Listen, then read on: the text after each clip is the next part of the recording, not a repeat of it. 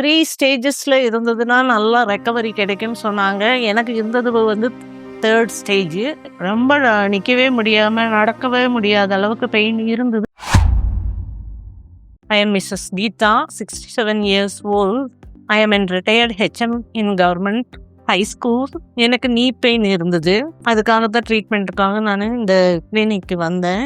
PRP இன்ஜெக்ஷனை பொறுத்தளவில் 3 ஸ்டேஜஸில் இருந்ததுன்னா நல்லா ரெக்கவரி கிடைக்கும்னு சொன்னாங்க. எனக்கு இருந்தது வந்து 3rd ஸ்டேஜ். 3 டைம்ஸ் இன்ஜெக்ஷன் பண்ணும்போது நல்லா ஃபுல் ரெக்கவரி கிடைக்கும்னு டாக்டர் சொன்னதுனால நான் 3 டைம்ஸ் பிஆர்பி இன்ஜெக்ஷன் பண்ணிட்டேன். அது ஸ்டெப் பை ஸ்டெப்பாக எனக்கு வந்து பெயின் குறைஞ்சிது.